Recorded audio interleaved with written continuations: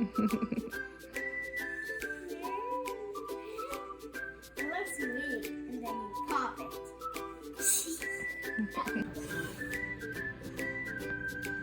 Hard. Blow. Hey! Yeah. The other thing. Yeah. Blow out. Kiss it, go. More. Harder. There you go. Hi there, and welcome to a little glimpse into my homemaking. Shall I let you in on a little secret? The truth is, I do not enjoy homemaking. Most any part of it is just not my favorite. Cleaning, cooking, sewing, baking. Yeah, not my favorite. If I could do what I liked all day, well, what would it be? It would probably be, I love the part of homeschooling, teaching my children, going out to see others, having people over. But just the daily, everyday homemaking is not my favorite, and yet I found small ways to find joy in it, and I want to share them with you too. Finding joy in homemaking and finding joy in a house that is far from perfect, far from finished. Because the truth is, every house can be made a home. Because home is where the heart is. So if your heart is at home, it's a home. If your heart is in your house, it's at home.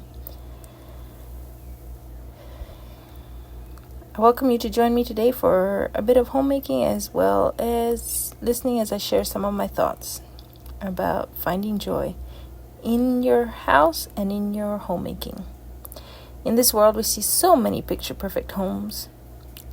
I mean, I guess with social media, it can be hard to be satisfied with our own humble homes.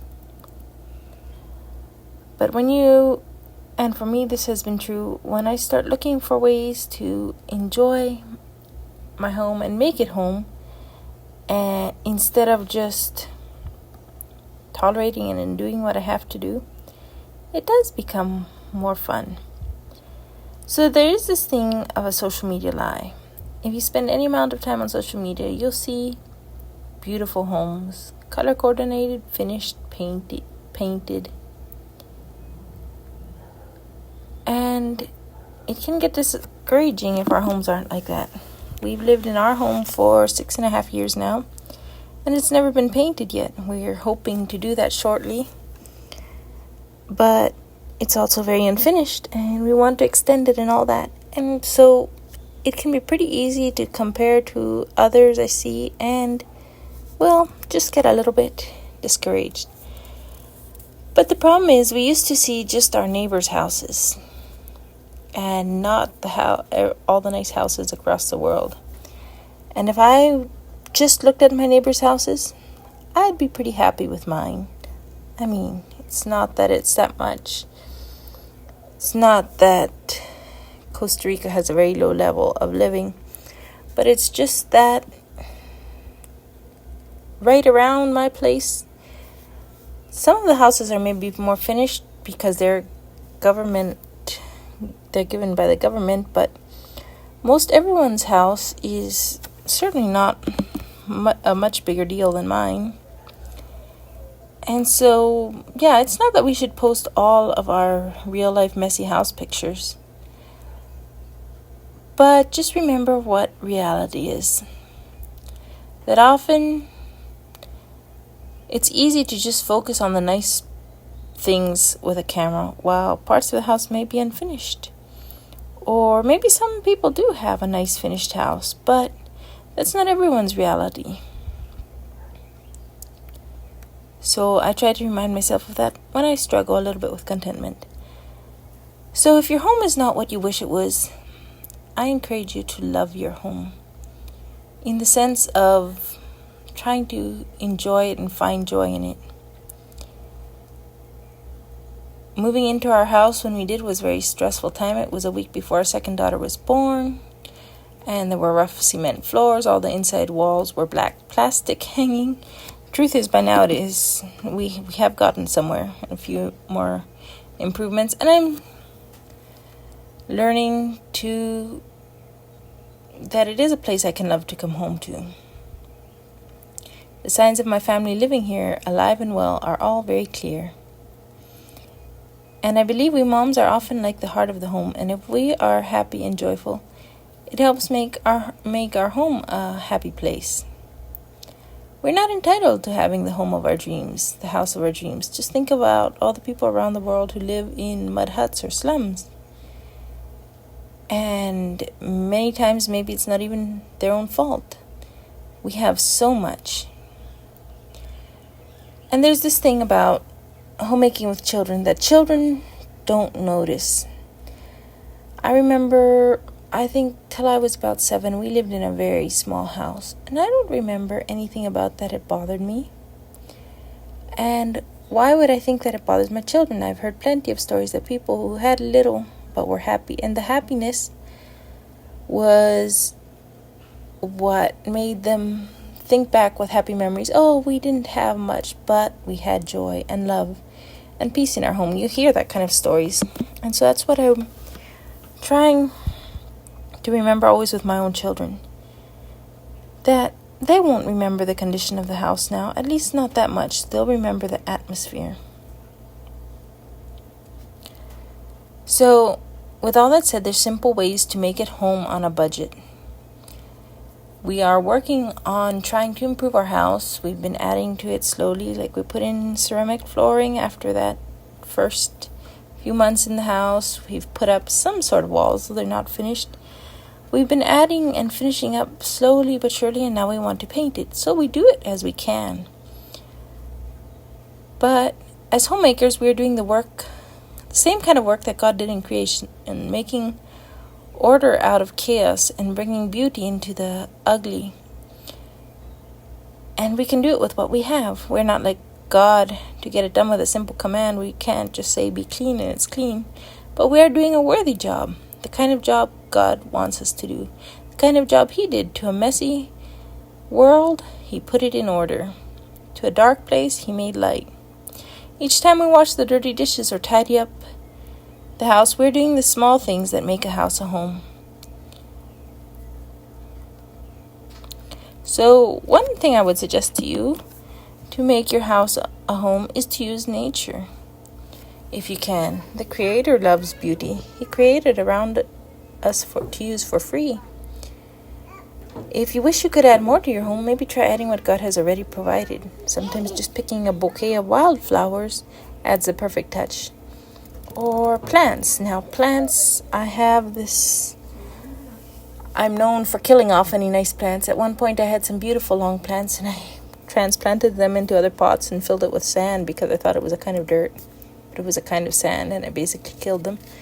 Now I'm slowly working on building up my plants and growing them again, hoping they won't die on me because I've had not the best reputation with plants, but I'm really trying to care for them now because I do like how they look. So, and I did manage to get some flower pots that I really liked. That might help me. But there may be some things around you that you can do.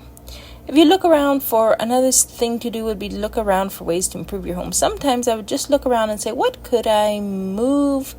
What is sitting out that could go behind a closed door or in a drawer? Could I switch out a picture frame or wall hanging or rearrange something? So maybe you can't do all you wish, but you can add touches of beauty to your home with what you already have. Because it is real life. Your dream house might be a long way off, but your home is probably something someone else can only dream about. I think of that. People in one-roomed houses would dream of having my house. And so what am I doing not being content with it? Another thing to make your house a home is work on improving your housekeeping. Now, maybe I'm not talking to others, but to me. A place that is neat and clean feels more like home than if it's messy. And the humblest home can be kept swept and clean. In small houses like mine, if we just pull out a few toys, it looks like a mess. But there's a blessing in that. In the small house, because as soon as we try to tidy it up, which we try to do at least twice a day, it doesn't take long for things to be back in order. So these little things add up to make a house a home. Teach your children to help with chores and keep the clutter in order or at bay. Declutter when you can. There's one more thing I'd like to mention, that besides accepting your home for what it is, because there's no place like home, but there's one more thing that has really helped me to accept the way things were in the last while, and it is to remember that we are not home yet. I sometimes get a little bit frustrated at my unfinished house, or I wish I'd have more space, but this isn't my true home. And it's an encouragement I want to give to you too, if you wish things were different in your house. We have a heavenly home, and it will be finished, and it won't need to be kept clean. It will keep, or you won't need to work so hard to keep it clean. Like the song that goes, "When my journey is over, I am going home, the place I've been dreaming of so long." Sometimes it does us good to dream about our new home in heaven. It's like when we go on trips, it always feels good to come home. And the truth is, on earth, we are pilgrims and strangers, like the Bible says. It is good that we can't get too comfortable here on earth, because if everything was just the way we liked it, we would not long for heaven. We are heading home where everything will be perfect. Meanwhile, we do the best to reflect the heaven on earth for our families and for others. But if you're struggling like me, or like I have sometimes, remember, you're not home yet. And your home, your real true home, will be a perfect home. And that, I think, is wonderful. So I thank you for joining me today. I pray that this will have been a bit of an encouragement for you, and that most of all, your heart can be in the right place, so that your family knows that you're happy and your home is a happy place. We'll see you in the next video. Bye.